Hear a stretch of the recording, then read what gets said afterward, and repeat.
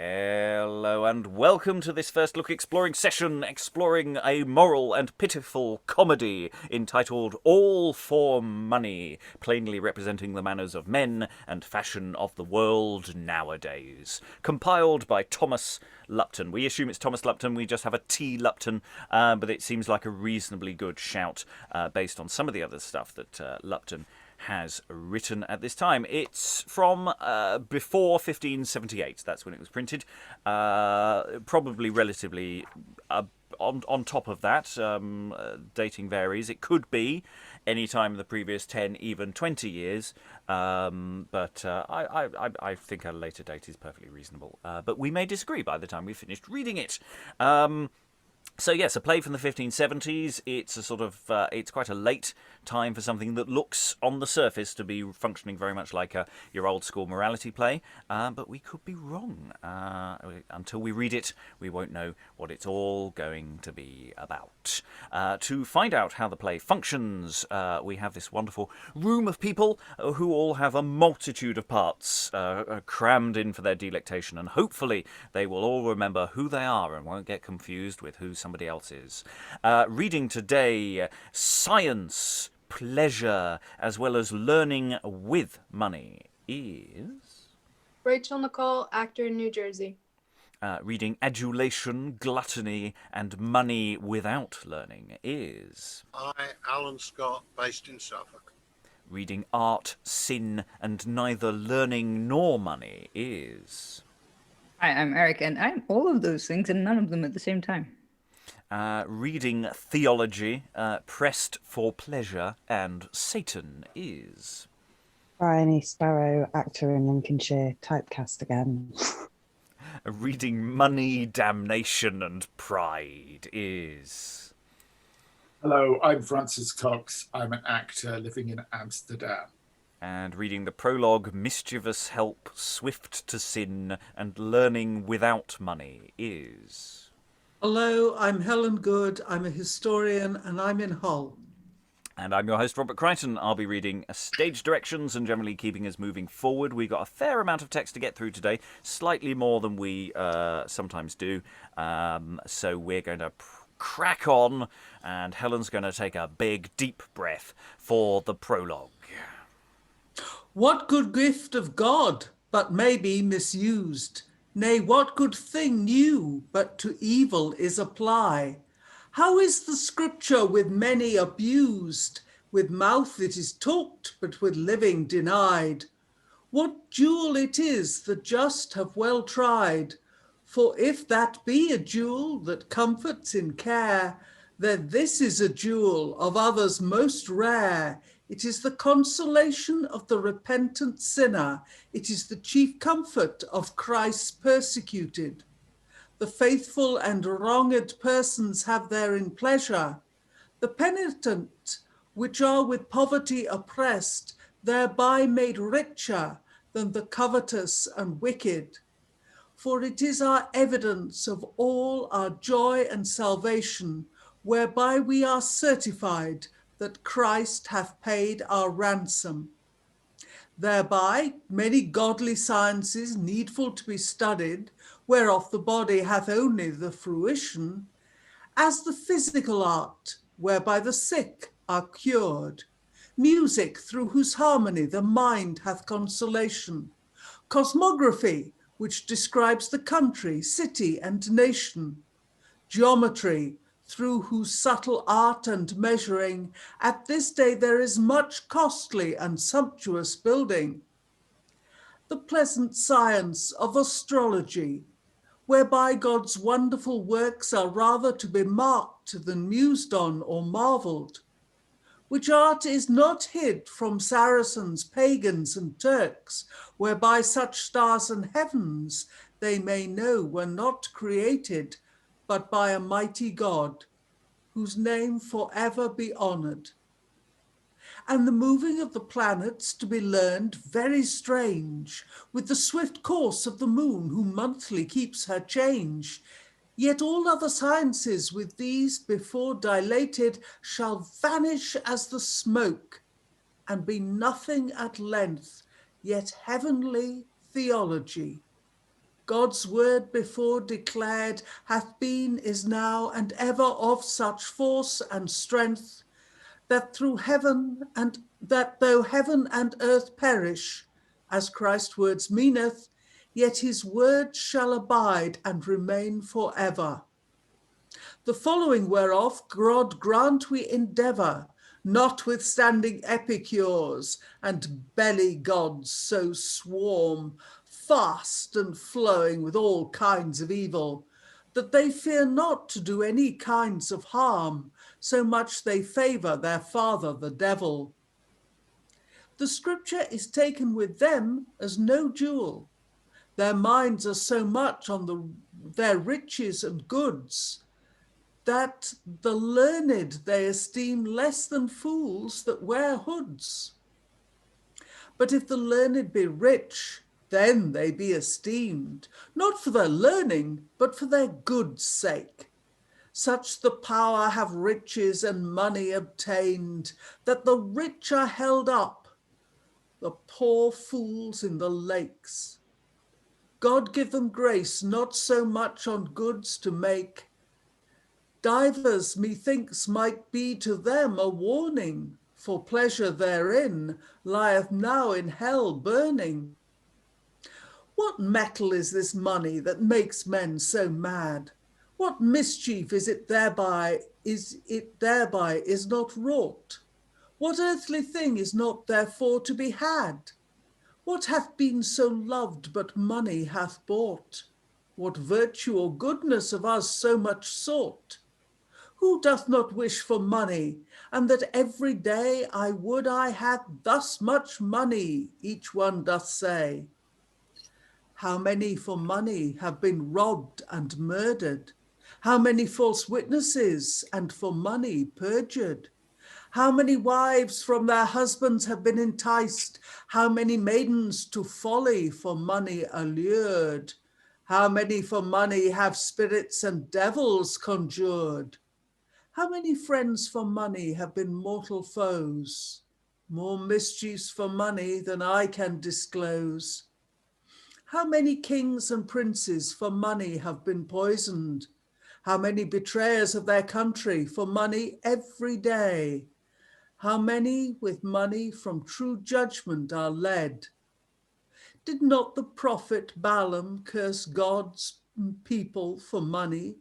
Did not Judas for money his master Christ betray? Whereof he had no joy when he had the same done, but like a damned wretch hung himself full soon. One asked Diogenes, why gold did look so wan?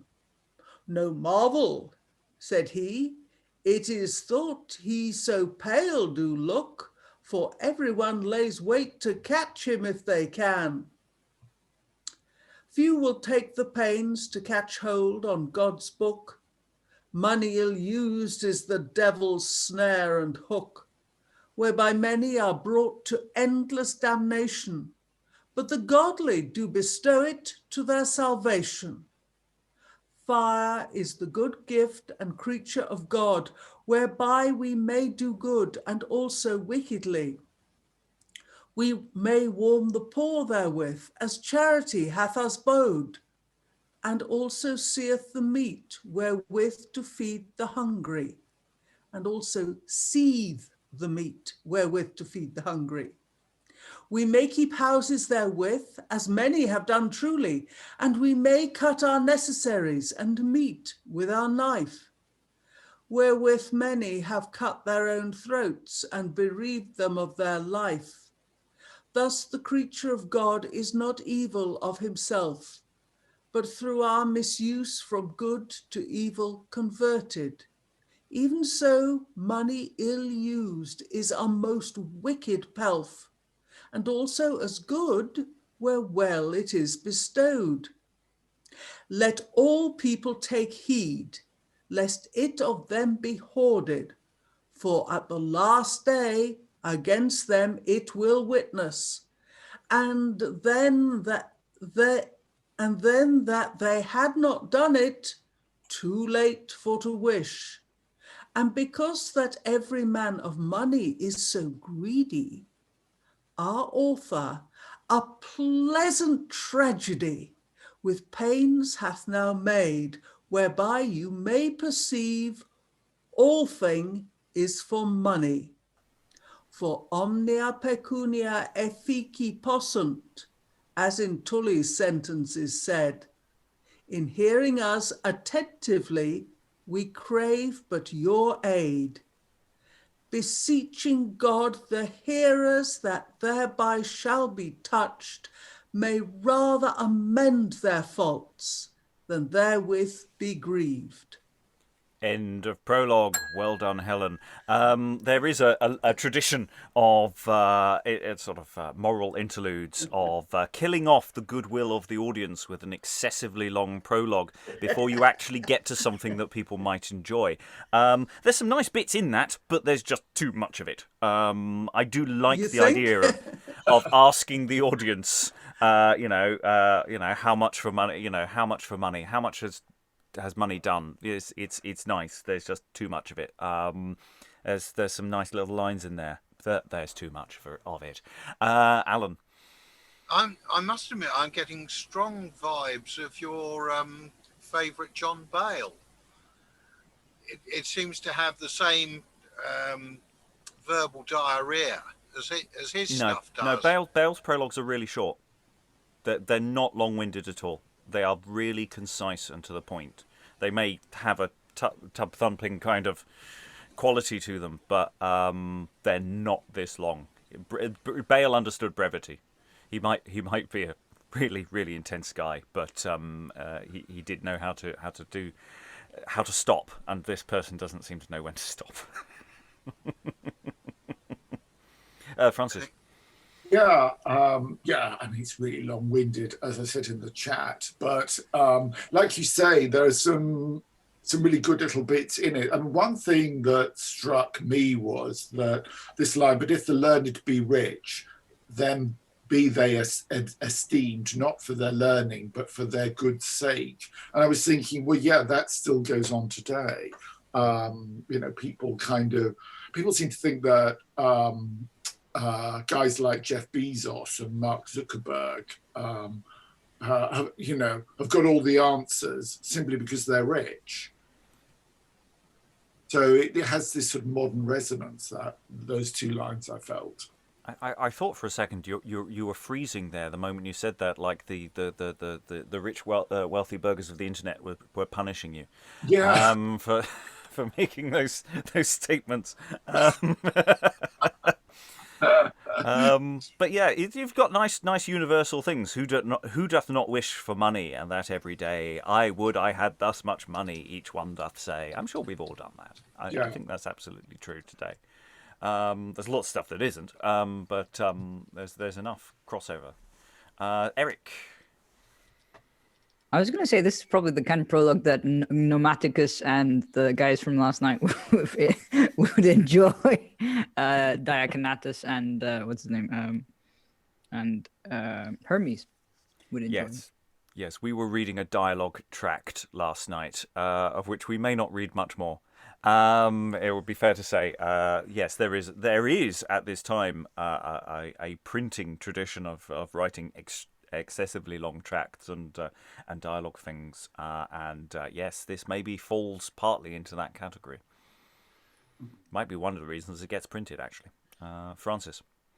One other thing about this prologue is at one point it basically says money in itself isn't evil. It's just the uses which men put to it that is evil. And I suddenly thought, oh dear, are we going to be getting a veiled sales pitch for the church? Give your money to the church because we'll do good things with it.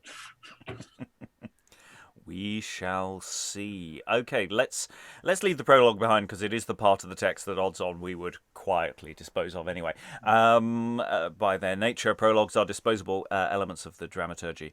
So we're going to go to our first scene, and Theology cometh in a long ancient garment like a prophet, and speaketh as doth follow.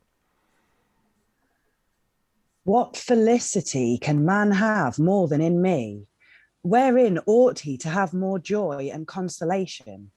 What thing will make his conscience more quiet to be than to study that thing which is his salvation?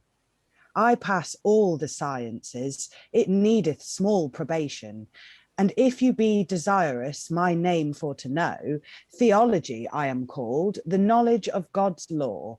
But who doth not study me chiefly for lucre and gain, and also thereby to have rich and easy living?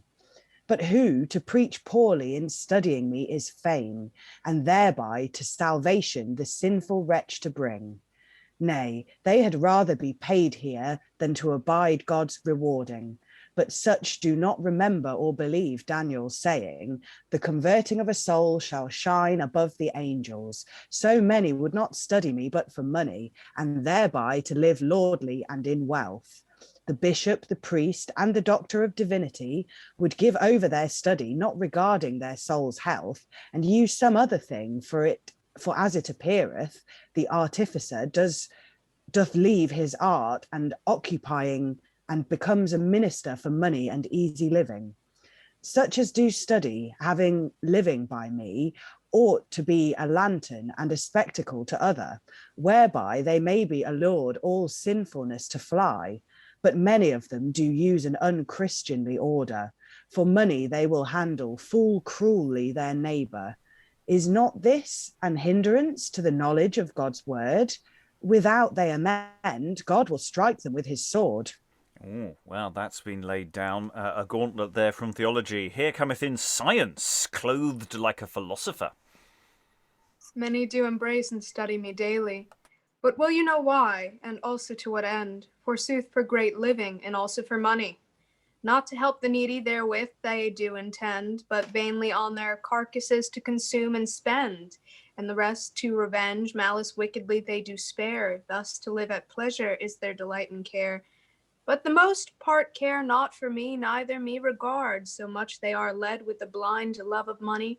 While money before science and knowledge is preferred, all good science and knowledge I represent truly, which doth heal the mind, as medicines do the body.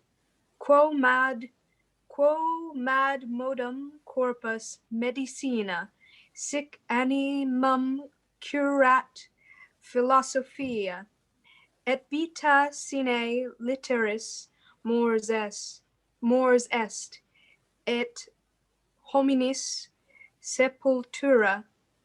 What worthy theology, I am glad to see you here.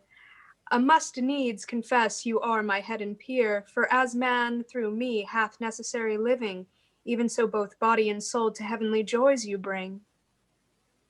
Your argument from mine doth not much disagree, for nothing is almost done unless it be for money.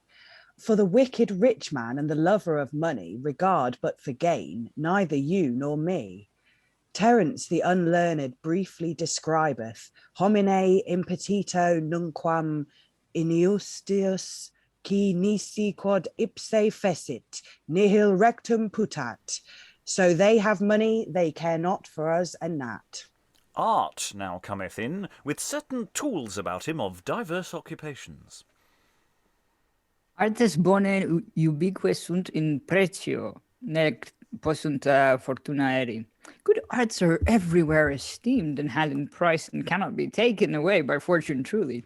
My name is called art, wherein is used much vice. All occupations and arts which daily now are wrought by me are represented throughout the whole earth. Everyone for money me hath daily sought, and all for private gain, as plainly appeareth, who doth embrace me thereby to suppress death.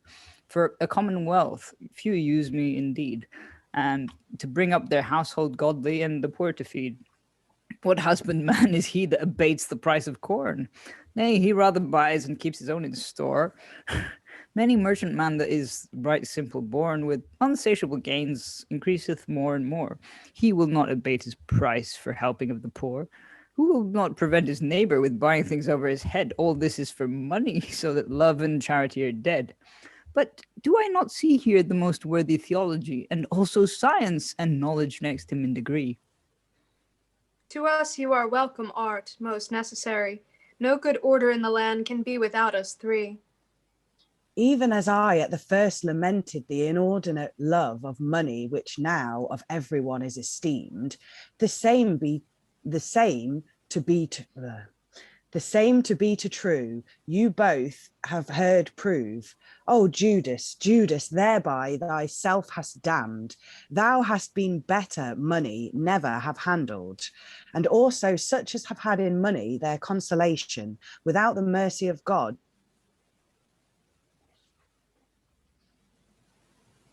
Dives vix bonus, a pretty saying and true. The rich man is scant good, this is the meaning, and money makes pleasures, the sentence doth show. Pecunia effectrix multarum et magnarum voluptatum. And again, it is written the second de finibus pecunia voluptatis perimeter maxime, the meaning whereof I may thus discuss. Most great pleasures be brought forth for money. Then if money bring pleasure, pleasure brings forth sin, and sin brings damnation, unless God's grace we win. Well, seeing everyone is so far out of frame and gives themselves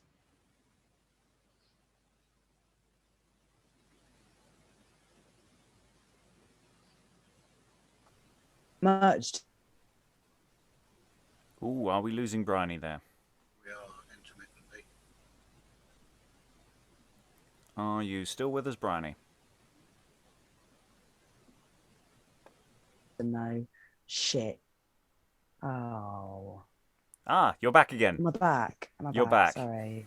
That's all right. It all went a bit wrong when Rachael started speaking Latin, my end, because it went really slowly. And then suddenly when Eric spoke, it was just really fast Latin. And I was like, that he's not doing that. That's something's gone wrong. Could you start your theology again? Well, seeing everyone is so far out of frame. Well, seeing everyone is so far out of frame and gives themselves so much to the love of money, let us walk as we ought in praising God's name, beseeching God to send them his favour and mercy. O Lord, bless thy people from everlasting misery. Christ had but 12 apostles, and one betrayed his master. Even Judas, the bag carrier for money, he played the traitor.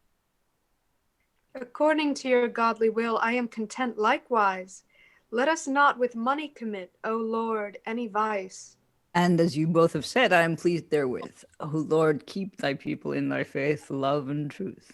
And thus ends the first unit of action. And we'll just pause there. So, yes, as I said earlier, sometimes you have plays where you start with a long speech by prologue that saps the goodwill of the audience, and then sometimes you have an opening gambit that does a little bit more of that. Because I can say we will not meet theology, science, and art again. So this is almost like a sort of a dialogue form of additional prologuing structurally in terms of this play. The action will start any second now. I'm just saying to everyone there. But yes, we have a sort of debatey point between the theology, science, and art. Art is sort of. Yeah, there's questions about how sinful art can be. There's just a little bit naughty around the edges there. But yeah, we've also just got the pricking of our pricking up of our ears here at whenever people start mentioning Judas in the relationship with money as well, that we may be heading into territory that might be feeding off various anti-Semitic tropes. We shall see whether that occurs, but I think we should be aware of that and flag that up as a problem. Briony and then Rachael. Yeah, I hope the language changes a bit as we get into this, because I didn't enjoy reading that at all. It was really hard, like the sentence structures. I didn't know what I was saying until like after I'd finished the sentence a lot of the time. And so knowing, I'm not I didn't enjoy it. I hope it's not all like that. I think you'll find there's quite a gear shift, hopefully, he said, coming up next. There's also an awful lot of Latin that doesn't help, and they're using it in a very demonstrative, aren't-I-clever kind of way, which is a bit of a problem for us. Rachael, then Eric. No, I was going to say that bit about the Latin, and then also how there's this criticism of people doing money, like taking a job because it pays money as opposed to the love of it. And I feel like that's something that people criticize even now. Like they'll say people do everything for the money now instead of for the love of it or something, even though I guess that criticism has just been going on forever. Eric? I was just going to say that art doesn't seem to necessarily be art as in like the meaning that we sort of ascribe to it. It seems to be more like art as in like craftiness, like sort of Ulysses type art rather than art, arts and crafts. Artifice rather than art. Yeah, it's that stage direction, tools about him of diverse occupations. It's covering a broad spectrum, I think, of what we're meaning there. But yeah, that's an excellent point. Alan? Well, I was thinking arts in the sense that it's used within academic circles of the humanities as opposed to the sciences.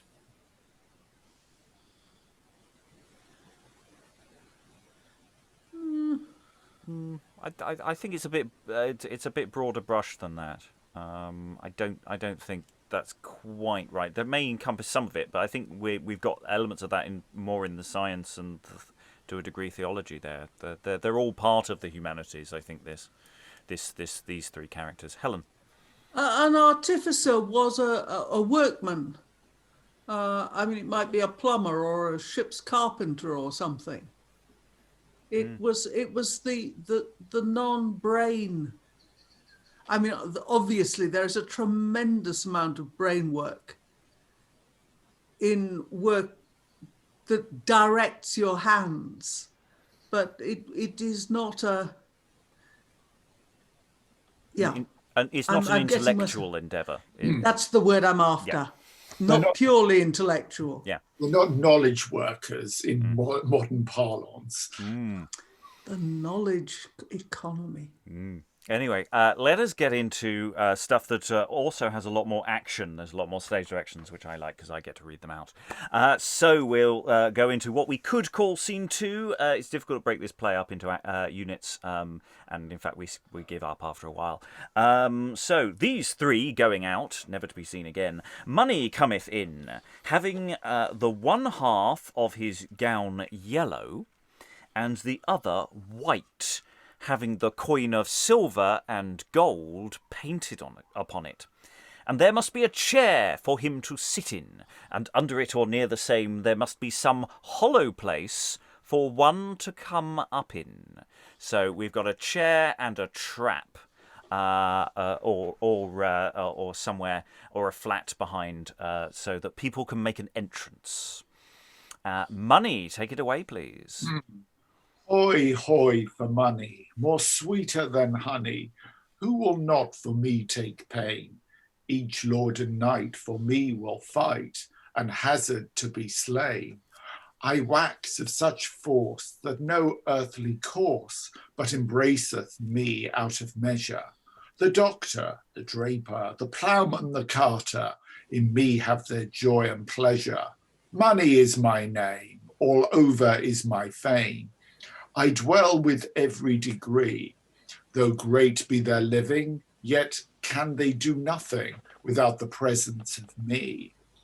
Many for my sake work while their hearts ache, yet never think themselves weary. The smith and the shoemaker, the minstrel, the dancer, with me will drink and be merry. But the churl and the covetous of me are so jealous that I cannot get out of their sight.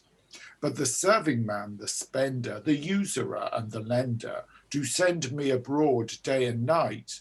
I am worshipped and honoured, and as a god am esteemed. Yea, many loves me better than God. No sooner come I to town, but many bow down, and comes if I hold up the rod. What need I further show that every one doth know? I do but waste my wind, for servants and prentices will privily rob their masters. To me they have such a mind. Here money sitteth down in a chair, and adulation cometh in and speaketh. O worthy money, thine absence hath been long. My sorrow in thine absence cannot be spoken with tongue. For you, money, is the only pain I do take. Would I flatter or dissemble, unless it were for thy sake? What adulation or flattery more welcome to me? Than any man this month that I did hear or see, a true saying no doubt, blandiloquio nihil nocentip, than fair speaking or flattery nothing is more pernicious. Nemo suam turpitudinem perspicit, sed sibi quiesque adulata est. No man to see his filthiness is pressed, but everyone to himself is a very flatterer. And thou wilt flatter also to have money for thy labour. Do you think I will flatter or feign any man, unless for your sake? Nay, beshrew me then. Such as love themselves and love their own ways best must need be flattered therein, and then they be at rest. They must be holden up and flattered in their evil. And for you, I care not how many I send to the devil. Here, sorry, that's then a stage direction. Oh, oh, Oh, yeah, an important stage direction. Here money feigneth himself to be sick. oh, what pain is this that I feel at my heart? My pain is as great as though I were smitten with a dart. What ails me? What ails me thus suddenly to be sick? I think I shall die without remedy of physic. Be of good cheer, sir, of this I am sure. You cannot die so long as the world doth endure. Come hither, mischievous help. Bunny is almost dead. Come quickly in the mischief, and help to hold his head. Mischievous health cometh in to hold his hair back. What need you call thus hastily, unless you had more need? Money may be sick, but he will never be dead. But to help at a mischief I am quick as the best. Oh, my lord and master, to help you I am pressed. Ooh, that looks... That's That looks money's like line. that line should be money, I think. Okay. Oh, welcome, mischievous help. I was never so sick before. Help to hold my stomach. I swell now more and more. I must either vomit or else I shall burst in two.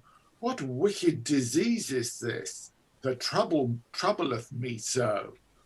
None can make me believe it is anything else but pleasure, the occasion that thus your body swells. You are so fraught with pleasures that I do perfectly know you will never be in quiet till he be rid from your maw. Therefore provoke yourself to vomit him quickly, and then you will be at quiet even by and by. Now I believe truly that pleasure is the occasion of all my great sickness, malady, and passion. Therefore, as thou hast said certain, and true it is, for money brings all pleasures that any can wish. Now I will essay to vomit if I can. Therefore, either of you play now the pretty man. Let him hold your head, and I will hold your stomach, and I hope with speed you shall have very good luck.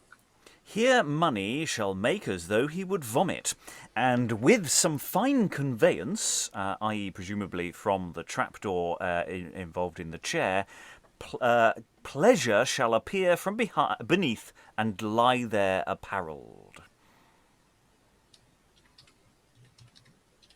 I again think that starts his money lines. Yeah. I hope he is coming, for I feel him at my throat. Great sorrow, pain, and grief it is to me, God wot. I would not for all the world be in such pains again. as many as loves me of him will be glad and fain. I must needs take money for the father of me pleasure. The most part I am sure will love me out of measure. Well, my son, well, forget not to do thy feet. I must needs get me hence, my pains do make me sweat. Money is to me such a sure friend, that seeing he is gone, I will not tarry behind. In what case were the world, were it not for money? Without joy and pleasure, better be dead than alive. To live like dome gods, who would not be weary. To satisfy man's nature with pleasures I can contrive, but I contain them at this time and hour.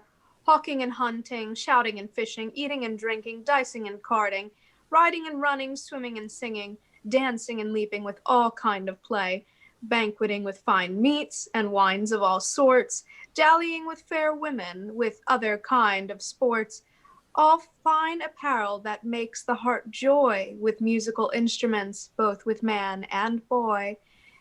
Thus no sport or joy wherein man hath solace, but I do contain them, though money bring them to pass. You say true pleasure no tongue can express, what comfort and joy in you contained is. And pleasure now feigns himself sick, and speaketh sitting in a chair. What thing is this that makes me thus to swell? I promise you, even now I was perfectly well. I am in a strange case, whatever the matter be. There is no other way, but shortly I must die.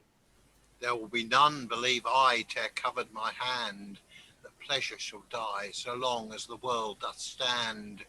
Therefore take no care, nor yet lament nor moan, as suddenly it came, and suddenly it will be gone. I am never able to abide it, if it last long. I fry in my fits, the pains be so strong. Even as you were the occasion of the sickness of your father, so is your son's sin. To you I am sewer. So that you would think I be soon eased of your pains, you could avoid sin from you by any means. None in the world, I think, could guess better, for as money is to me, even so am I sin's father. Therefore to be at ease and to be rid of that lubber, help now all my friends for love of money and pleasure.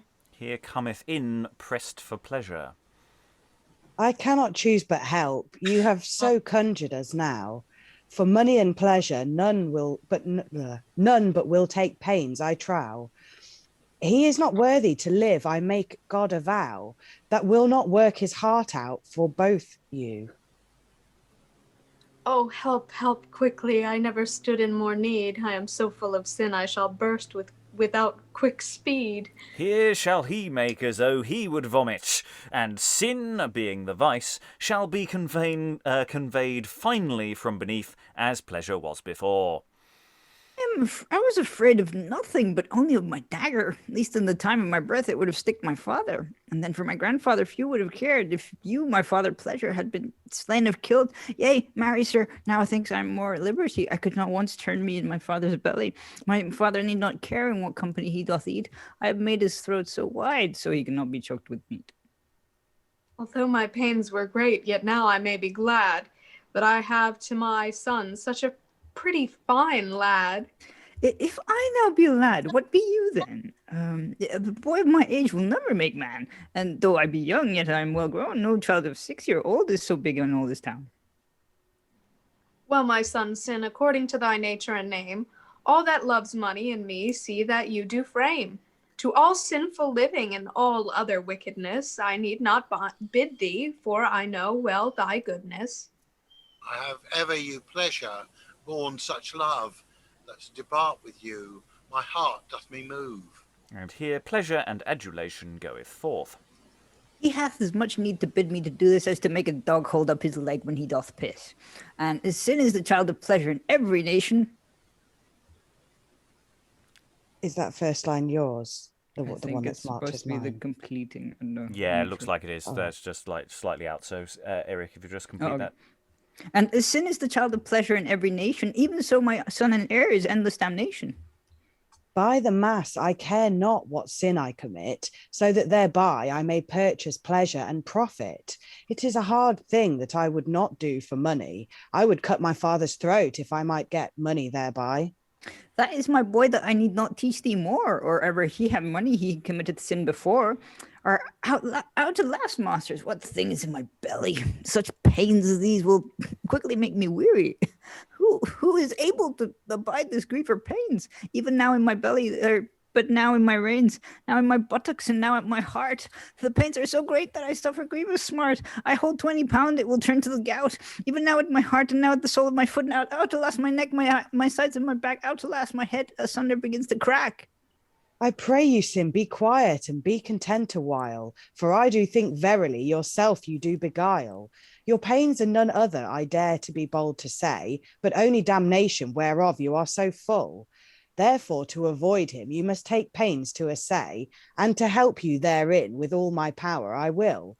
Do not make such moans, sir, for your child damnation is the only occasion of all your grief and passion. The whoreson's head is so great, and he so ill-favoured made, that I must needs be ripped if I am greatly afraid. Be content, Sin. I will call for more aid. Ho, swift to Sin. Come away in haste. Sin is so sick, I'm afraid he will burst. Even as your grandfather did, and your father by you also, we will have with speed your son Damnation, I trow.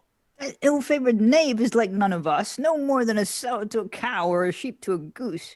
Now for a midwife I would give 20 pound. Hold me up, sirs, for now I begin to sound. Here shall damnation be finely conveyed, as the other was before, who shall have a terrible vizard on his face, and his garment shall be painted with flames of fire.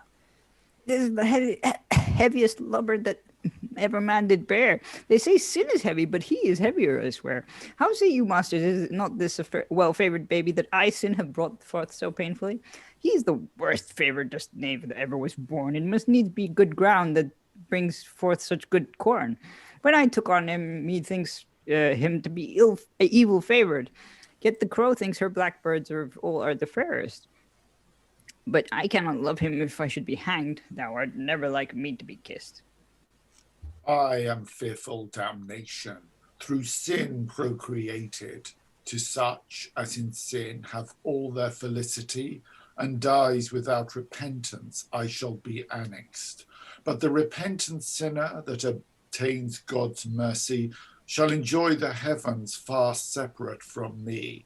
Therefore, Father Sin, to thee be due honour, that in bringing forth of me thou tookest such pains and labour. In faith, much good do it you, and them to whom you shall be married. I wish they were better marry a sow than her pigs hath new farried. So, farewell, Sin, of me you stand in no more need. Do but beck when you lack me, and I will come with all speed. In your necessity, I am glad that we were here. I cannot be long out of your company, I swear. Farewell, most sweet father, I am loath to depart.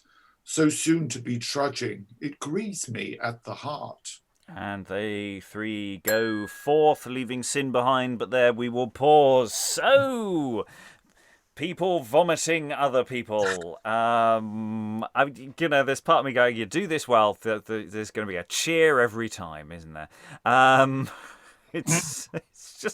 It's so perverse. I don't think damnation is vomited. I think damnation is born. Well, it just say finally conveyed as the other was before. So but you're right. I mean, how they are expressed is that is possible. There's a variation. But I mean, there's a midwife, and then there's all the idea of labour, and I mean, all the language of the earlier births is about vomiting, but all the language about the birth of damnation is about childbirth. Yeah. Francis, you had a thought. Yeah, I was just going to say, if you were actually staging this today, you'd have a lot of fun with the vomiting in how you staged it. You know, you could hand out sick bags or something. Other thoughts, Eric? I'm very confused about Sin's age because he goes, "No child of 6 is as big as I am," and it's like, well, yes, but like being a father at 6 years old is. I mean, obviously, it kind of doesn't make sense in terms of the time scale, but yeah. I think it's about the size or the age of the performer is I think what's suggested. So it's that question of how big are the people coming out of the people. Are they getting smaller as they go along, or are they somehow getting magically bigger? Helen? I'm sorry, this is Alan's, but he modestly only put it in the chat. Barphogenesis. Yes, Barphogenesis. I just threw that one up and as a sideline. Briony?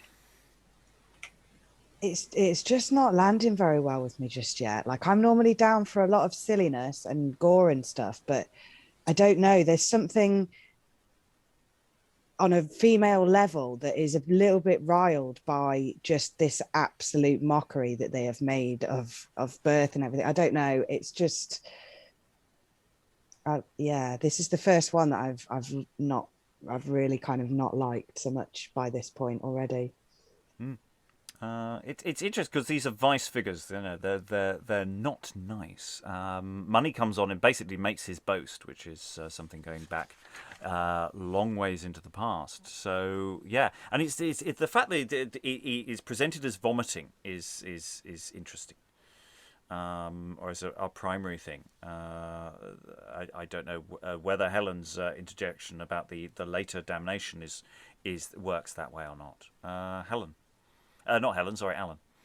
Yeah, I mean, I'm getting echoes of some of the stuff we've done before, and I'm damned if I can put a name to the plays.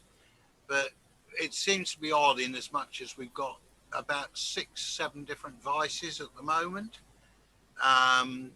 all appearing after the introduction with the 3 characters who probably elsewhere would be represented as the Greek muses or whatever.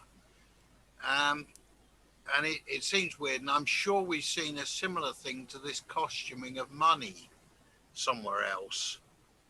And again, I can't place immediately in my mind which of the many things we've done it's been in. Yeah, was it liberality and prodigality? Was it that the one where money expands yes. and then is contracted later on? So there's a big costuming thing there. I mean, what's interesting here is the dynamic. We talk about there being an awful lot of characters, but they are carefully removed from the stage at regular intervals. So, you know, it really feels like actually the number of actors involved in this is very small. That it could be as, you know, as 5 or 6, you know, or less. Just about. Load of masks and cloaks. Yeah, that this is overtly grotesque. I mean, we've got one having a terrible visit on his face. That doesn't mean the others don't have some sort of grotesquerie involved to differentiate them from, you know, science, theology, art, enter. They all disappear. So then we got a 4th actor, money comes on. And then a couple of other people come on, and yeah, you almost feel that they're just running around the back of the curtain, throwing on another costume and sliding through the trapdoor. The dynamics of it is incredibly fast-paced in that way. Doesn't mean it's inherently how it was done. I'm just suggesting that's a possibility. Rachael, then Eric, then Francis. I forget what the name of the play was, but we had something where one of the characters was called Honest Recreation, and then there was another one that was supposed to be like close to it, and Honest Recreation led to something else, led to like, I don't know, just this moral breakdown. And I feel like that's what this is trying to do in this scene, that it's like one thing leads to another and now you're going to hell for, I don't know. Yeah. Yes, money leads to pleasure, leads to sin, leads to damnation. I mean, it's laying out a moral framework as this sort of Russian doll sort of layout here. Eric, then Francis. I was just going to say that it's sort of the next bit that has a long speech for Sin is kind of could easily be just like an opportunity for costume change. Yeah, that To support your point. Yeah, we've got the people exit usually for not any particularly good reason. They're just exiting because I have nothing else to do on stage now, and I now need to be somebody else. And that seems to be the logic there. Absolutely, Francis. Something it's just a small point. I don't know if it's significant, but something I noticed in Money's opening speech. There was a rhyming structure. The rhyme, you seem to have rhymes within a line, whereas with all the other characters and for the rest of the scene, I think, you had rhymes between lines, if you see what I mean. Mm. I just wondered if that was any that had any significance. I don't know. I mean, it's a very interesting the way it's currently laid out. It might be a layout question about how that works. It did have a sort of quality, like there was a to it, but I don't know if that's artificial or not. Which is just such a totally different break to what we had with art and science and theology. It's a very different thing, and it just breaks it up nicely. Alan. Yeah, I must admit that when I was reading the script, the speeches earlier, it seemed to me that actually each of the lines needed to be split in the middle to make the rhythms and rhymes fall in the right places. So that is probably a formatting issue, despite the fact I know that I'd done some work on this script about 9 months and more ago. Yeah, but there might be a stress within the line that you wouldn't necessarily reformat the whole thing. It's not an unknown structure for earlier plays as well, actually, that you almost have a divot in the middle of the line sort of internally. That's a terribly intellectual argument I've just made there. You're back on the golf course again. Yeah, I think if you replaced divot by caesura. Whoa! Yeah, that's the word I was time. stretching for. It wasn't the thing I was stretching for, but it will do for the moment. Learning without money, that's me. Not yet. Okay, Francis, did I go to you? Yeah, you did. I did. Okay, excellent. Let us move on, because Sin is left alone on stage and is going to be joined by somebody else, and somebody else anon. Now, fair evil most sour soon. To be sorry I cannot choose. Your going grieves me so much that the snot drops out my nose. Had I not seen and felt the bearing of him myself, I would have thought surely he had been some changeling or else. Happy are they that are matched with my son Damnation. They were better lie all their life in a dungeon or prison.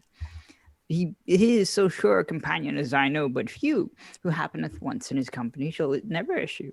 My grandfather Money hath hatched a goodly litter. An honester kindred can nowhere be found. Pleasure, sin, and damnation of all other most bitter. Who doth not love us that with the love of money is drowned?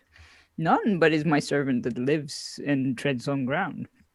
The greatest power that is the lowest state of all, to be my servants cannot but choose, and also still shall. And is it any marvel why I so many servants have? None with fine qualities with me can compare. Therefore, in my sight, everyone is but a slave. What, off with your caps, sir, as it becomes you to stand bare? None can forswear themselves in trading for ware. No picking of purses can be at market or fair. No theft or robbery, no murder or killing can be without me. Nay yet whoredom or swearing. No pride, no sloth, no gluttony can be used. No perjury without me. Neither envy nor hatred is my qualities be good. So my personage is proper. I am neither too high nor too low, too great, nor so small, no thicker, nor thinner, nor shorter, no longer. They decently appertain, as you may see all. If I were higher, I were the worst to fall. If I were lower, they would take me for a boy. Therefore, to behold my person, you cannot choose but joy. Here cometh in Satan, the great devil, as deformedly dressed as may be. Oh, my friend Sin, I was never so merry in hearing thy qualities. I cannot be weary. In thy genealogy, Sin, I do more rejoice than can be thought with heart or spoke with tongue or voice. But my chiefest comfort is thy son, man's damnation, whereby they are excluded from eternal salvation. Why, you evil false knave, how came your friendship in? They be well-favored babes that be of your kin. Oh, Sin, oh, to see thee, it doth me good. Thy words, Sin, oh, thy words do comfort my heart blood. Through money and pleasure my kingdom doth increase. Therefore, to be merry, why should I cease? Then I and my son Damnation be nobody with you. Sin and Damnation be like bring a man to heaven. Is thy kingdom diminished through us, thinkest thou? You bottlenose knave, I will see your nose even. I wish you had been as good to have set me in the number. I did not so much pleasure you, but I will work you as much cumber. For I did never increase thy kingdom so much before, but now I will diminish it 20 times more. How can money and pleasure bring men unto hell, where without sin and damnation, sir, good face me tell? Nay, I will be gone. I will tarry no longer here. I will turn all your mirth into sorrowful cheer. Here Satan shall cry and roar. Ah! I knew it would make him soon change his note. I will make him sing the Black Sanctus. I hold him begrothed. Oh, my friend Sin, do not leave me thus. For without thee and thine own son Damnation, my kingdom will decay through my ancient enemy Jesus. For without man's company, I can have no consolation. All had been mine own, but for Christ's death and passion. Therefore, without thy help and thy son Damnation, without company in hell, I shall forever make my moan. Ah! And here he roareth and crieth. You may Ah. laugh well enough that sin and the devil be fallen out, but we fall in again or ever it belong. Shall stand back in the mischief, or I will hit you on the snout. It is high time that you had ended your song. Come hither, my sons, Gluttony and Pride. Persuade my friend Sin with me to stick and abide. Here cometh in Gluttony and Pride, dressed in devil's apparel, and stays sin that is going forth. O Lord and Master, I pray you, turn back again. Our Father cannot be merry if you his company refrain. Thou canst thy leery Pope to call me Lord and Master, for I am thy chief head, and thou art of me a member. Pray thee for our sakes once back again to turn, for thy departing will cause him still to mourn. Thou thy dogs and cats, thou evil favoured knave, use me so again, and your nose from your face I will have.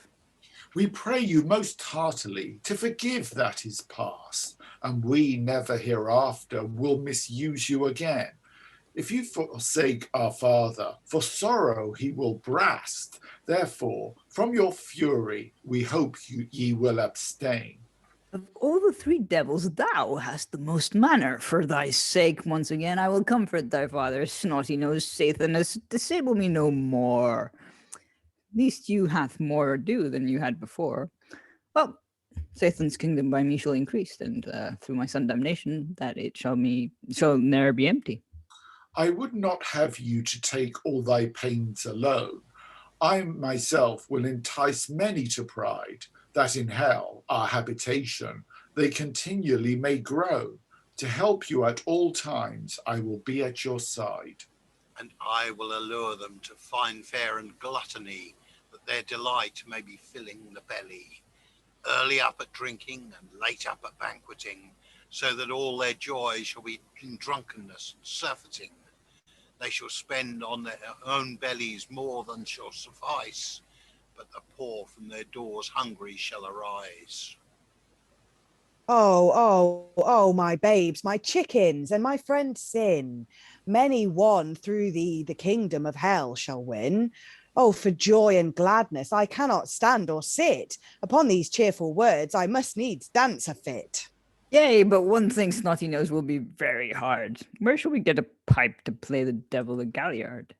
Before you turned back, I did both cry and weep. But now, through thy comfort, I can dance without a pipe. I do now perceive money is so beloved that of many above God he is esteemed and honoured, and the world is given so much to delicacy and pleasure that sin and damnation increase out of measure. We give thee most hearty thanks, O Sin, our master, whose return again hath comforted our father. If you had not returned for aught we could have done, our father without doubt would have fallen in a swoon. If the devil had died, who should have been his heir? No, my friend, no, none can possess my chair, for as God is without end and all his joys endless, even so I am king of everlasting darkness. Now, if they be wise, they will care for no such a friend to procure them to pains that never shall have end. Even as the joys of heaven do pass all other pleasure, even so the pains of hell exceeds all other, be sure. The greatest torments and pains that be on the earth is joy and pleasure in respect of pains of hell. The scripture maketh mention thereof as plainly appeareth.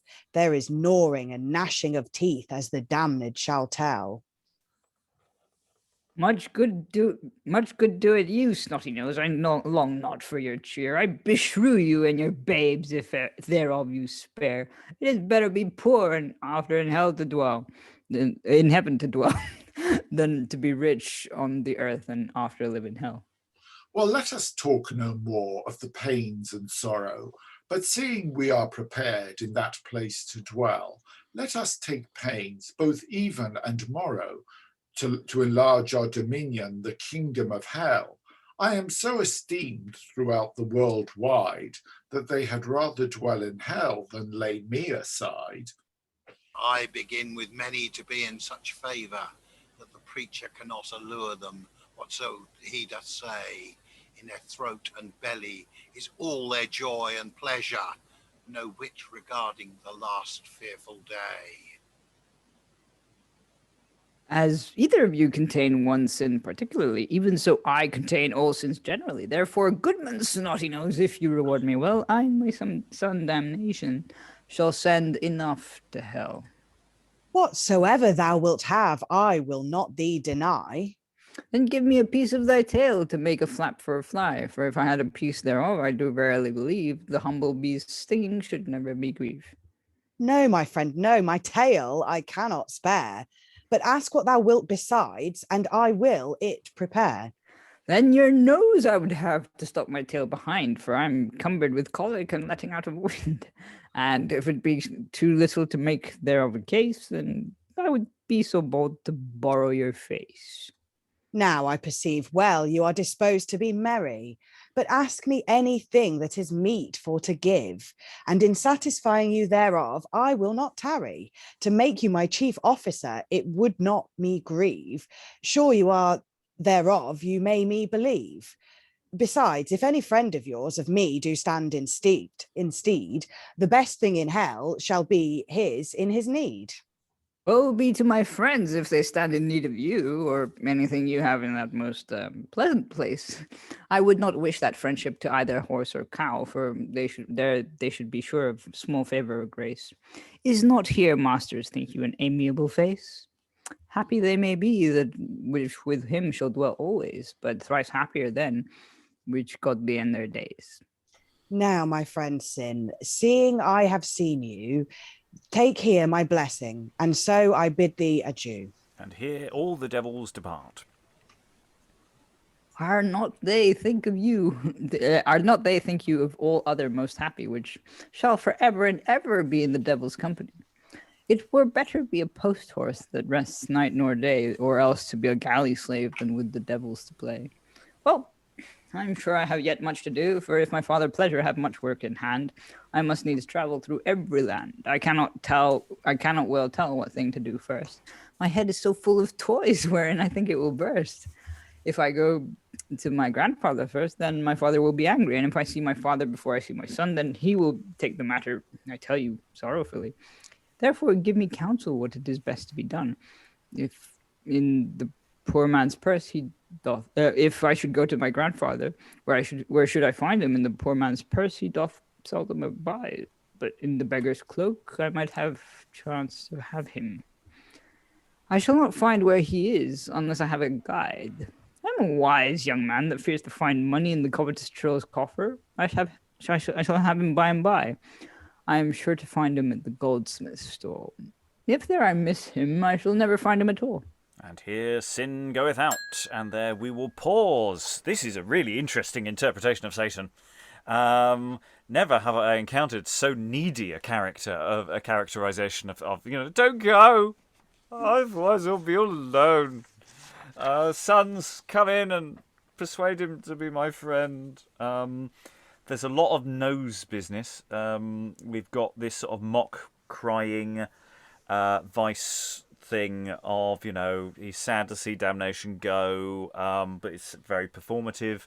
And then we have the same sort of thing with Satan, but is genuinely sorrowful and snotty-nosed, and that becomes his name for the rest of the time, Snotty-Nosed Satan. Didn't see that coming. We have had Satan and an apprentice before. We've had that a couple of times. Virtuous and Godly Susanna. Satan has a son who calls him Dad throughout, and like Will to Like, Satan has an apprentice. But yeah, never have we had so codependent a father there. Just don't leave me. Rachael. I feel like these vices, compared to vices from other plays, are so tame, and I'm a little disappointed that Satan left and he didn't fart as he left.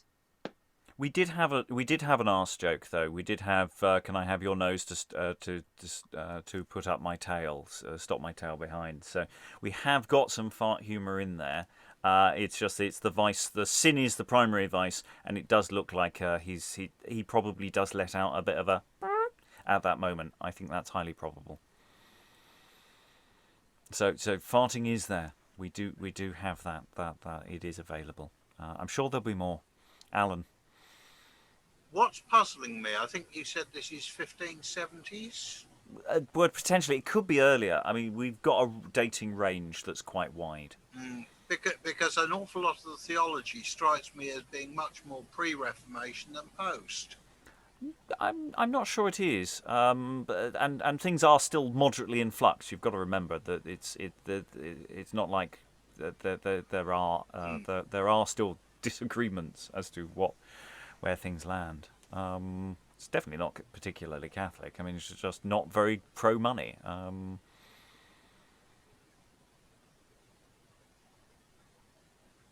Other thoughts?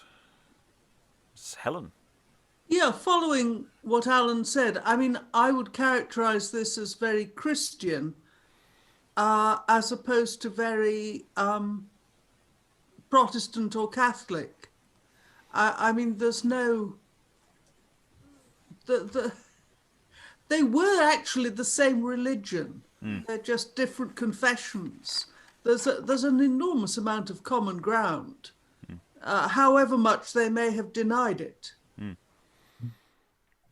There's no point scoring. That's not the function of this play in that sense. Yeah. Eric? I like how, the vices, sin, pleasure, so on and so forth, they seem to have, they're aware of themselves. Maybe not damnation, but, sin is definitely, it would be better to, not hang out with the devil if possible. But, business is business. It just feels very sort of well, I have much to do, so this is it feels sort of like the mafia a bit, with the hierarchy, and he doesn't know who to obey either. And yes, and that's something we get with vice characters all the time, is their inherent distrust of other vice characters. Nobody really trusts each other in that sense. But yeah, this is a Satan with no real power at all, and that's really interesting as a position to take. Anyway, we go on to the point where everyone's going to get a headache.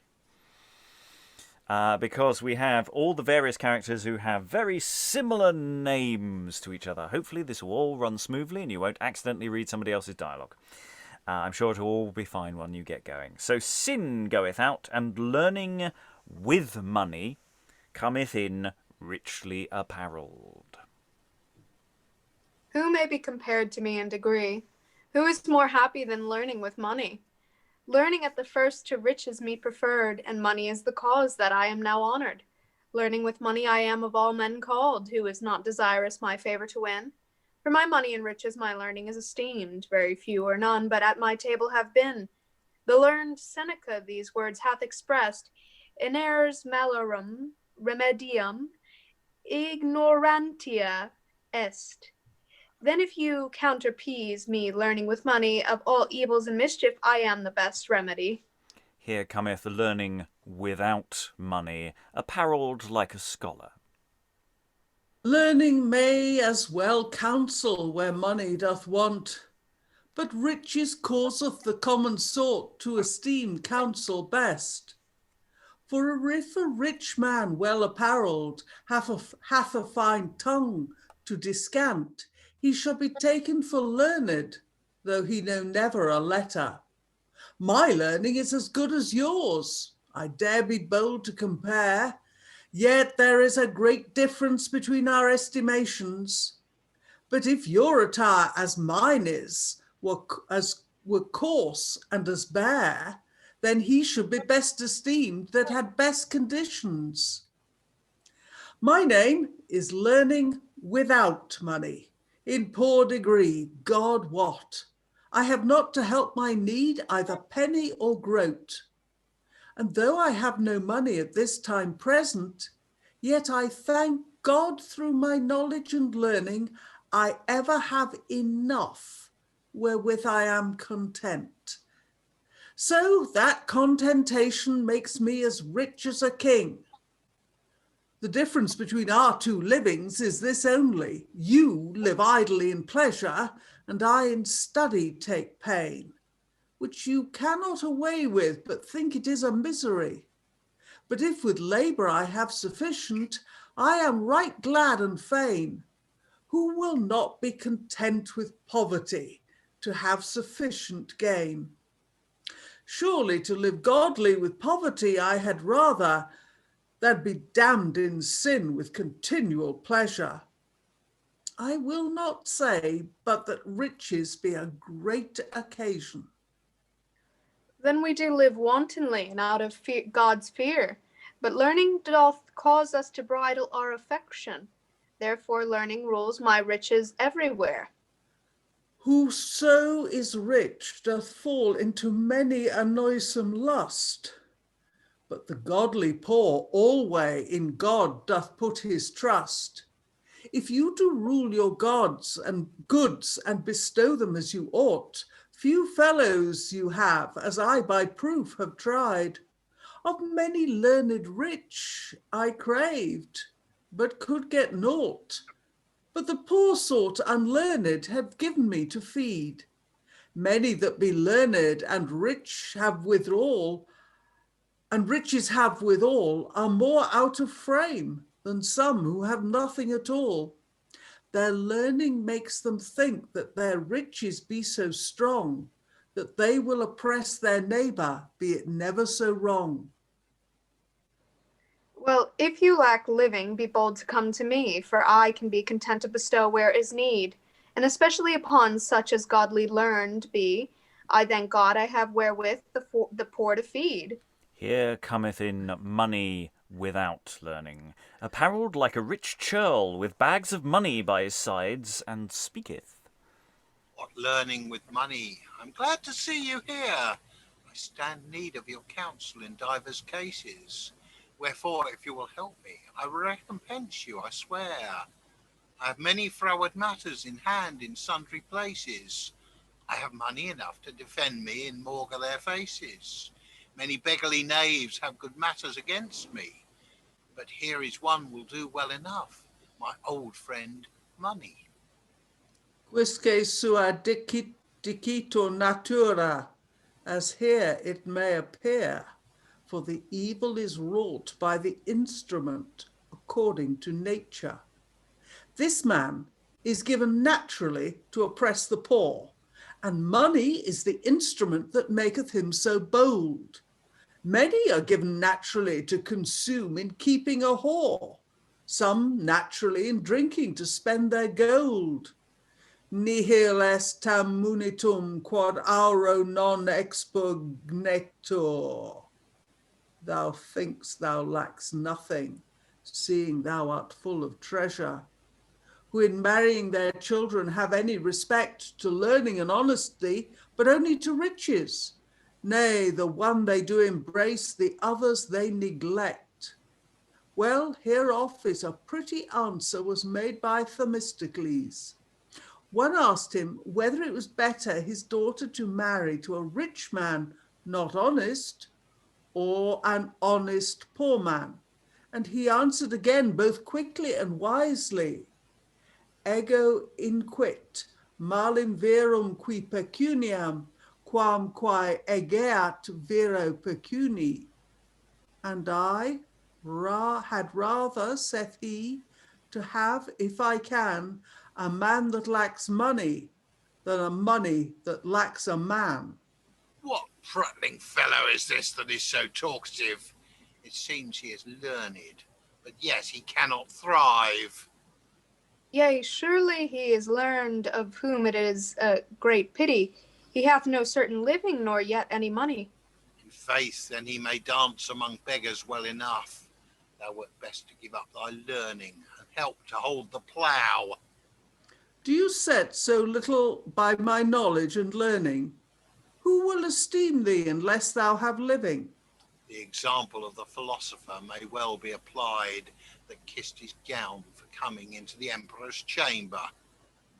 This gentleman of thee should not be esteemed unless he had riches, if thy words may be believed. For even now thou saidst, I am not deaf of hearing. Who would esteem me unless I had a living? There is none other difference between this gentleman and me, but that he doth abound in riches, and I in poverty. Believe him not, sir, for you were ever a good gentleman. You stood in need of me, you should find me your friend. There is nothing but I will do it for you if I can. Nay, try me when ye list, ye shall me faithful find. As long as he needeth not, thou wilt help him at an inch. But if in poverty he fall, then friendship will quench. For it is the nature of the churlish rich man to be friend to such as of him stands in no need. But if his riches fail, farewell friendship then. He will not bid him with him once to feed. If I had your estate, sir, by proof you should see, all the crouching you have had should then be done to me. Your wise words have brought this sentence to mind, written in Terrio Tusculanorum, where you may find it. Omnes cum secunde, tum maxime secum meditari oporter, quo pacto adversam eromnam feront. It is meet for all men when they be in prosperity to meditate how to suffer trouble in adversity. If you mark it as well as here you have it placed, they will be the less grievous to you, come they never so fast. I promise you, I would not change my estate with this man's living. To have his riches and money for my knowledge and learning. Marry, I am agreed. I intend not to change it. To make such a bargain, I were out of my wit. I have in my learning more perfect consolation than thou hast or canst have in all thy gold and riches. For I may carry it with me in any country or nation, and the more I spend thereof, the more it will increase. But the more thou spendest, the more it doth diminish. Thus no man that heareth us but may perceive well that my learning, thy riches, and my treasure doth excel. I may carry money enough with me where'er I go, which will me help and succour both in well and woe. You cannot carry your money, but it must needs consume.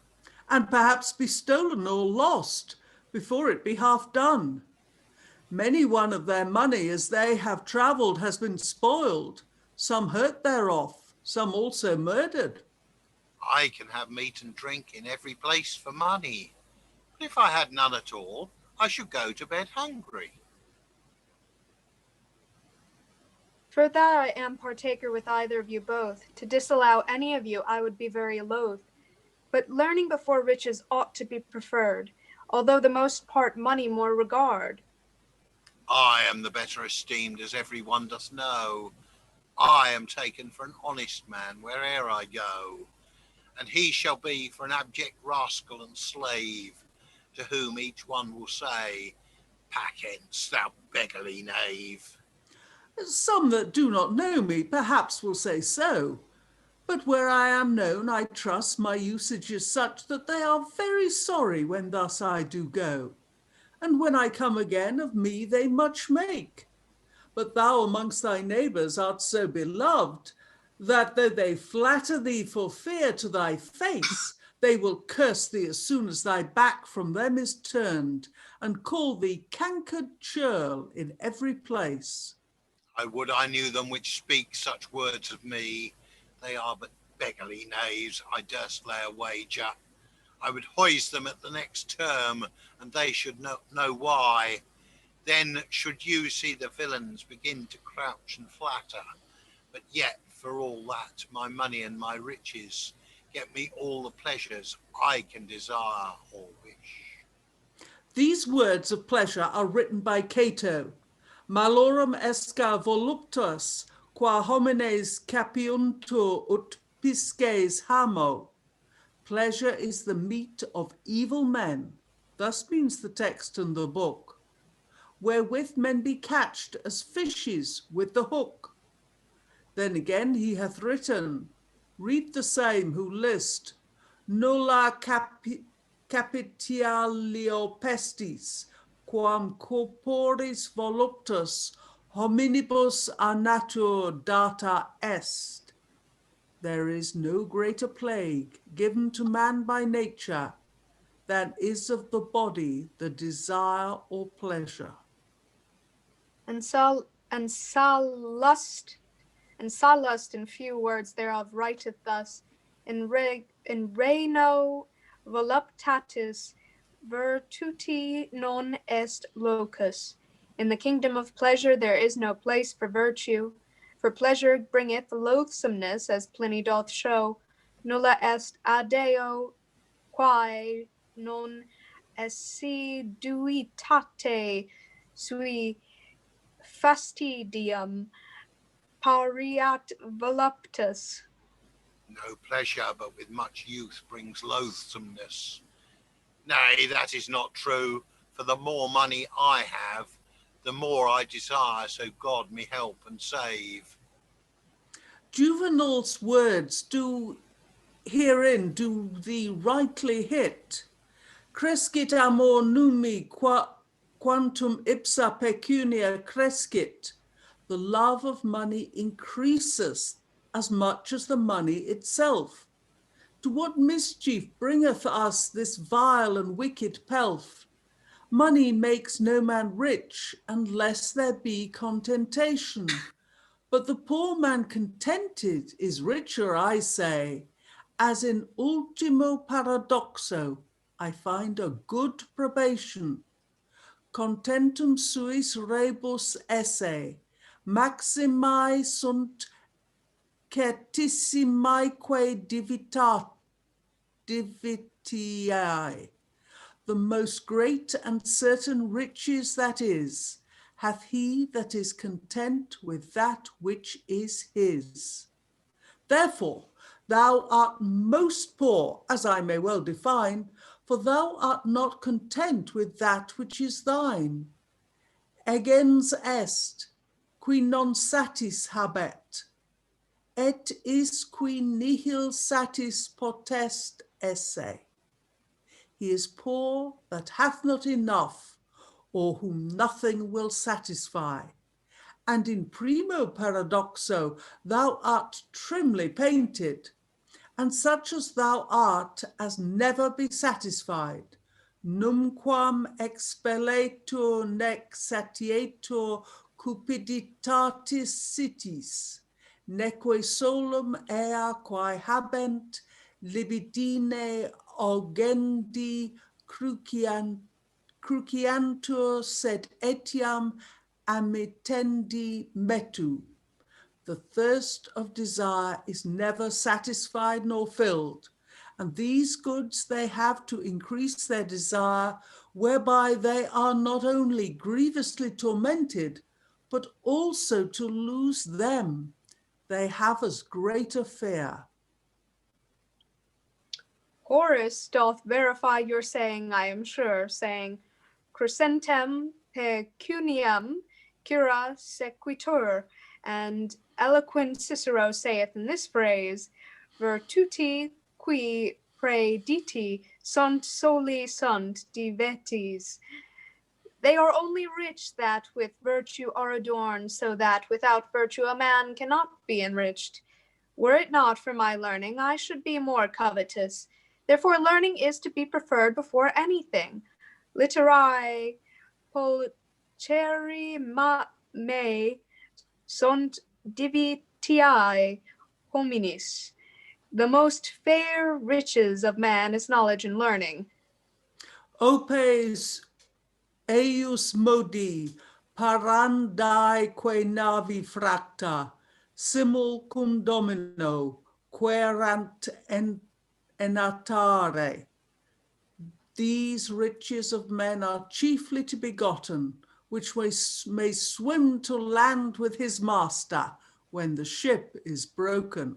Well, I have no learning to defend my cause withal, but here is a friend will plead my matter in Westminster Hall.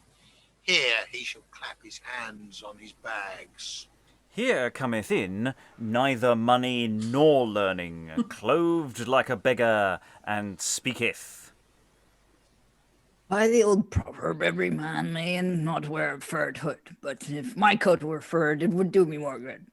When I was able, I labored, but now I wax old. If I had sufficient meat to feed my body, and also necessary clothes to keep away the cold, there is none of you would be so merry as I. I have neither learning nor money myself to maintain, therefore to beg for my living, I am both glad and fain.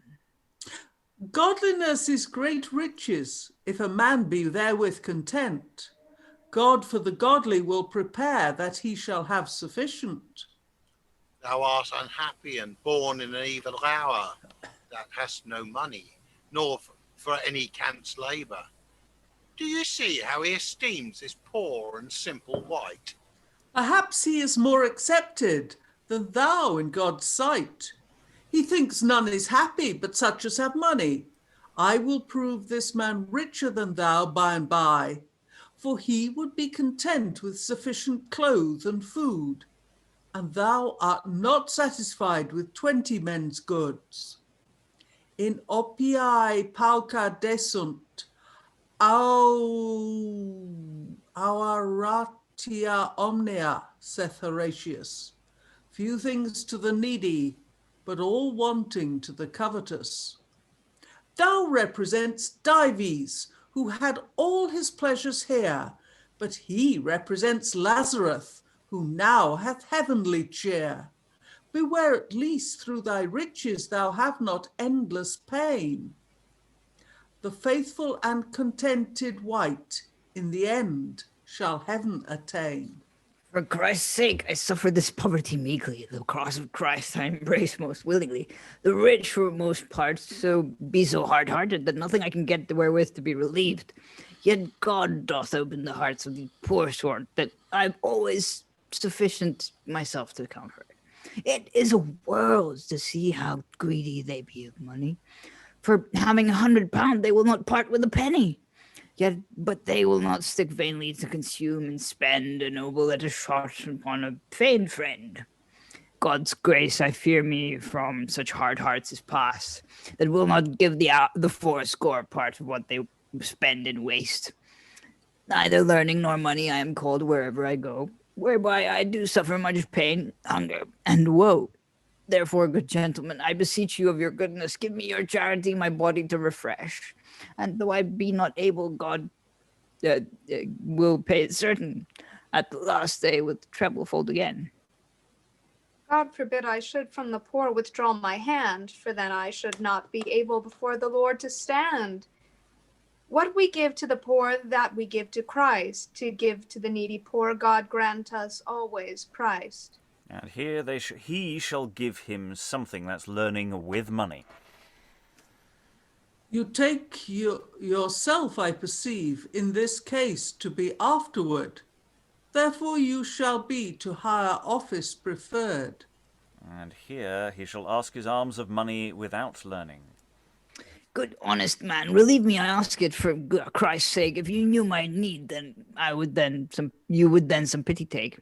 Give me of your abundance but one groat or penny, and you shall receive it with gain at the last truly. God help thee, God help thee. Mine own neighbours be very poor, never a day but one or other is ever at my door. I had never so much to do with money in my life. God help thee, good man, I have a household and a wife.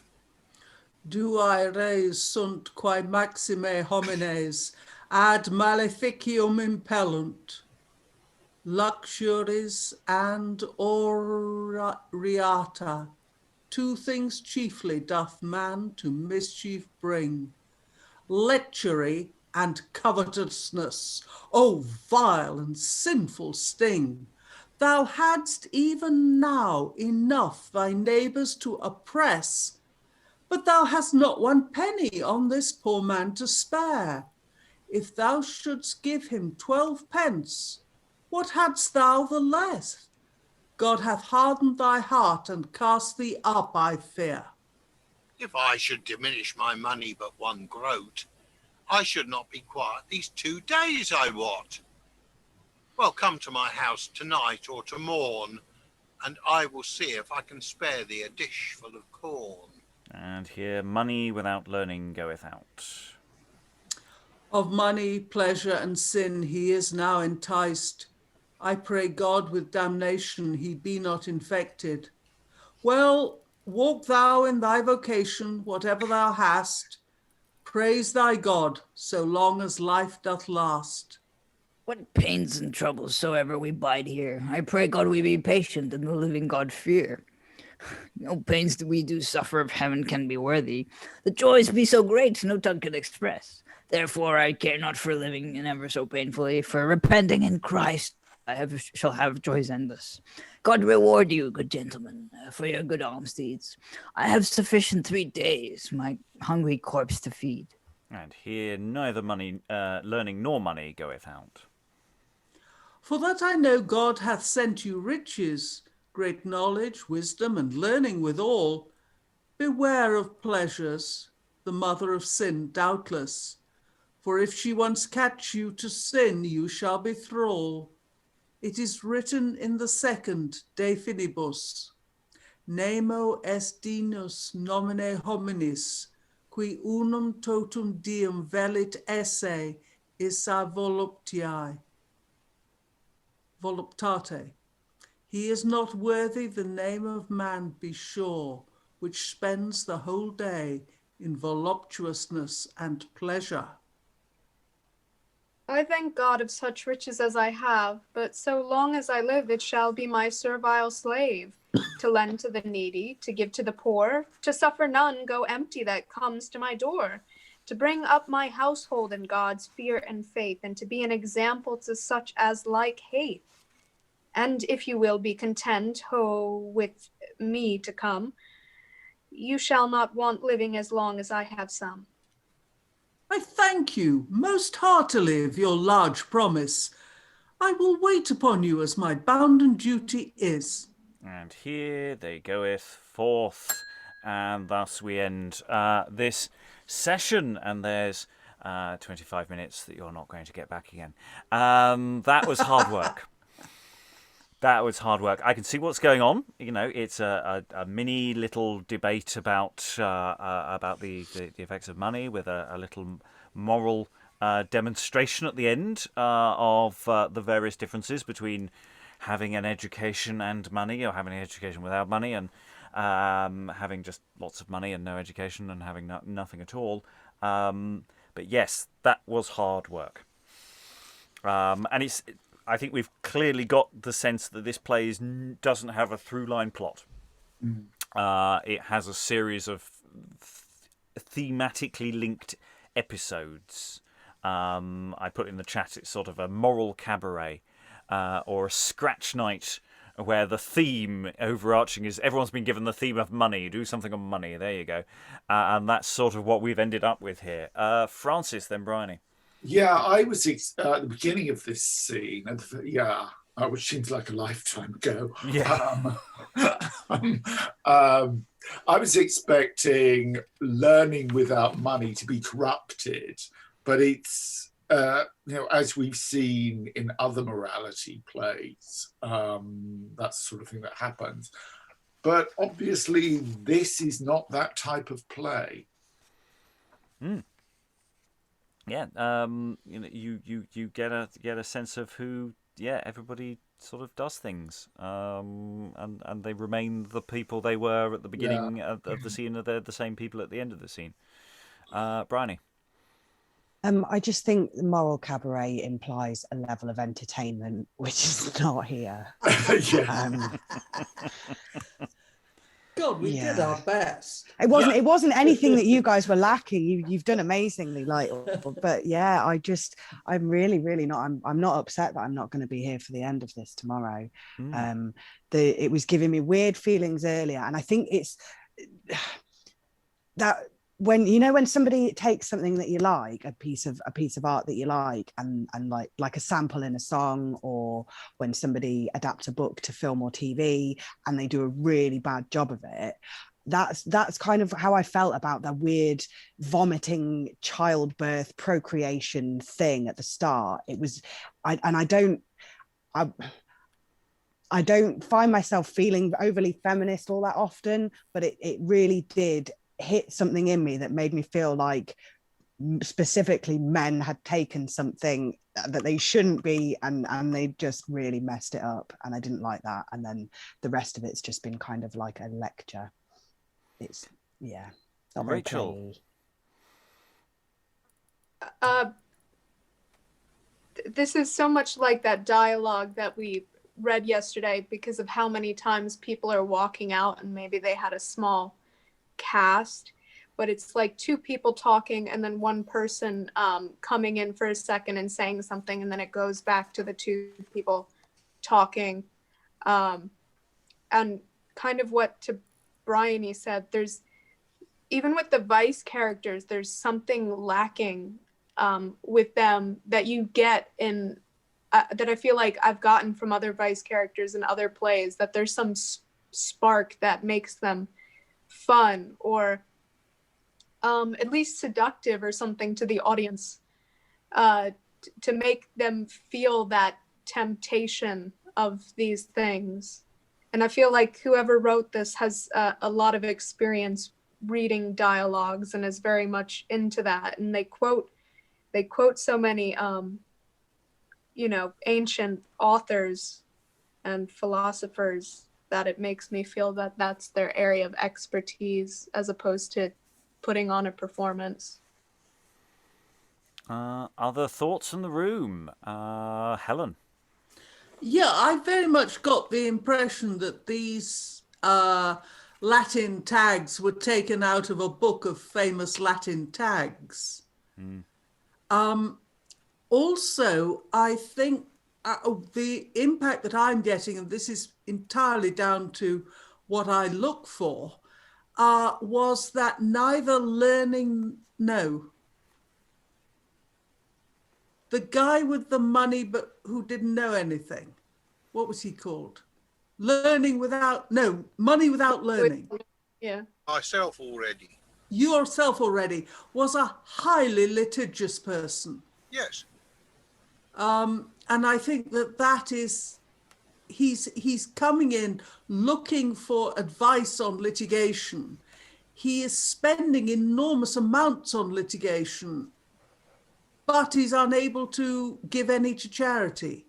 And I think that this, it was a period of maximum litigation when this was written. And I think that this would have struck a bell with any audience. Alan? I must admit, I'm going back to the question we raised right at the beginning of the session. May have been before we started recording, as to who the audience were for this.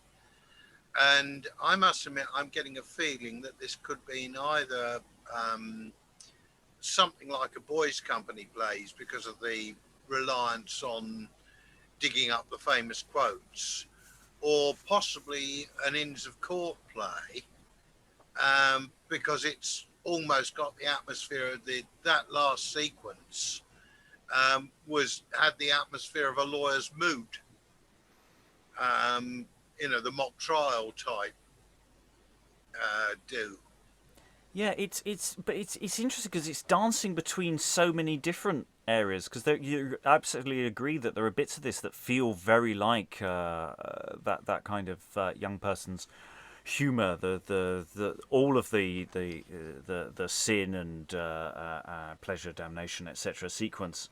And Satan's sequence feels like that, and then it feels like we suddenly go up a to a slightly different level for the learning without where we're dipping back to the kind of thing that John Hayward would be doing 30, 40 years earlier.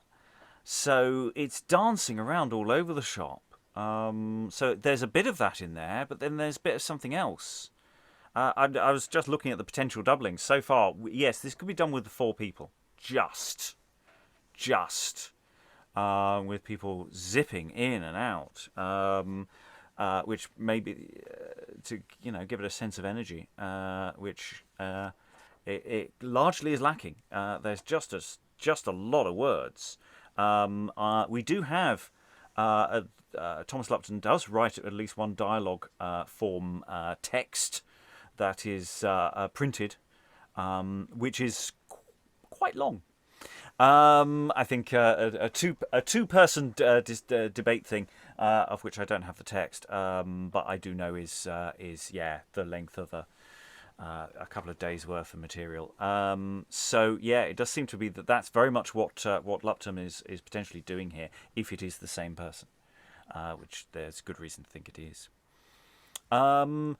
If you, I'll just go around for final thoughts, but I think we can keep it relatively brief. If you have anything to add, basically, to what we've already said, rather than repeat things that we already have. Francis, do you have anything extra? Not really. I agree. It's a slog, this play. There's way too much Latin. And it's not to my taste. Helen, any final thoughts? No. Alan? I think the only thing we can say for it, as we're being completists, we can say, yes, we've done it. We've taken it out for a trot round the block. Now stick it back in the kennel and just leave it quietly. I think I'll be a little kinder to it than that, but only slightly more. Rachael, any final thoughts? No, yeah, just I think the Latin phrases can be removed because the line right after is like a repetition in English of that Latin. There's only a couple of occasions where you can't remove it because of certain things, but yeah, most of that could go, and it might be interesting to test that, to see whether actually that's just killing the scenes stone dead for us. So any additional thoughts, Rachael? No. Excellent. Briony, do you have anything to add? No? Lovely. So Eric has had to dash off early, so we will pick up with his thoughts tomorrow, I'm sure. I'm always looking for material that can be detached and workshopped and worked in different areas.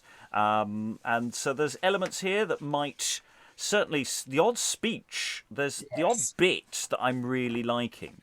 Yeah, I'd agree with that. I quite liked some of the stuff that the neither learning nor money was saying. Actually, they were nicely structured speeches. But I'm struggling even with taking individual scenes out and giving them a separate context, or using them for a demonstration of some point. I am still fascinated by the whole theatricality of the sin, damnation, vomiting sequence. But I'm also really interested. I think the one element that I could definitely detach and do something with is the Satan, because Satan is that characterization of Satan is fascinating, and that's the only bit that really took off as a sequence that is really quite a nice little set, take apart and also straightforwardly doable element of this text at this time. But maybe there will be more tomorrow, because we have more play, another episode doing another very different job tomorrow. So we're hopefully you'll be back. Hopefully these people will be back, at least a reasonable percentage of them. Thank you very much, everyone, for all your wonderful work. Thank you very much, and goodbye. Bye.